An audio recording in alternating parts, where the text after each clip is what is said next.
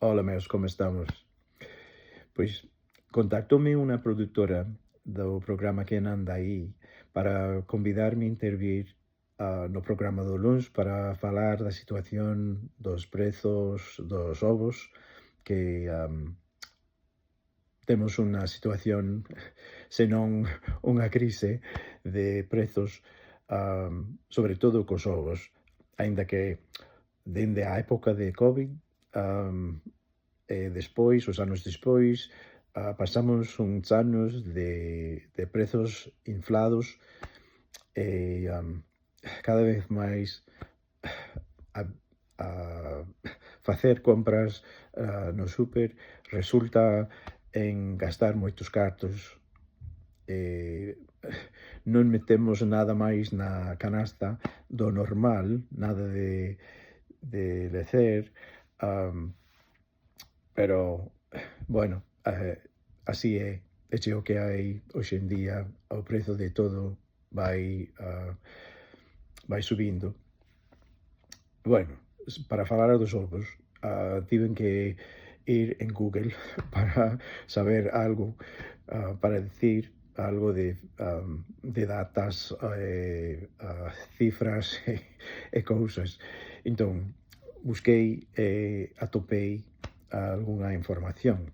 Pois este clip é para ensaiar un poquiño, porque teño que falar, non sei de que vou falar exactamente, pero para estar preparado, pois teño unhas cousas, uns datos.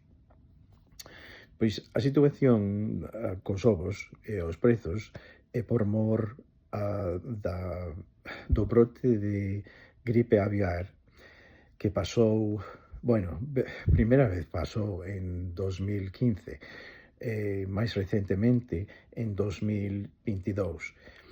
Entón, nas explotacións enormes de aves de corral, polos, pavos, patos, todas esas aves, cando hai un brote ou un caso de unha ave enferma coa gripe, hai que sacrificar toda todos todas as aves. Entón, iso iso pasou en 2022, por as ordes da administración de Joe Biden, e ao Departamento de Agricultura dos Estados Unidos, pois, había que sacrificar a iso de 150 millones de polos ou de aves.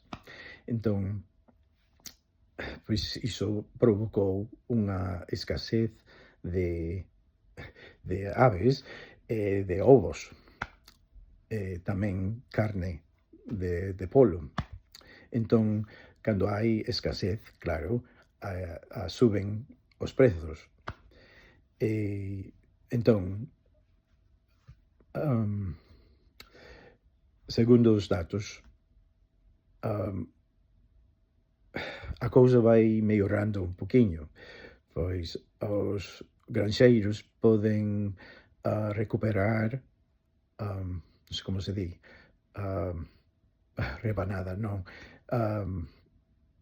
non sei como é a palabra para o grupo de aves. Bueno, os granxeiros poden recuperar o número de aves que teñen na explotación e van producendo ovos, pero tamén lin que hai algunha importación de ovos ou, bueno, produtos de ovos, sabedes como cando cascan os ovos e toda esa todo ese líquido de ovo que usan na pastelería, na panadería, nos restaurantes, que hai unha importación dese produto Um, bueno, pois no súper para a xente normal, como eu, pois cando imos ao súper atopamos uns prezos altos, um, diría que o prezo hoxe en 2025 é como o um, un dopio o dupio do prezo de hai un ano. E, um, bueno, a cousa interesante é que o prezo dos ovos ecolóxicos, que adoita ser máis caro, agora é menos. Iso é moi curioso, pero boa cousa. Entón, os ovos non son tan caros ou non están tan caros que non se pode conseguir, non se pode mercar, ou polo menos onde vivimos nós. Pois todo depende da zona, do estado, a situación. O noso fío non vive na cidade de Nova York, por exemplo, os prezos de todo. Os prezos son máis caros porque está na cidade. Pero el quitou unha foto da sección do súper onde están os ovos e os prezos están como 11, 15 dólares a dúcia. A Cou, en Potsdam, no norte do estado onde vivimos, pois o prezo para a mesma dúcia de ovos ronda a, bueno, depende da marca e do tipo, pero pode ser 5 dólares ou por aí. Creo que iso é o prezo medio no país, a iso de algo menos de 6 dólares a dúcia, que é moito, que fai un ano, fai 2 anos, te sairía ou te costaría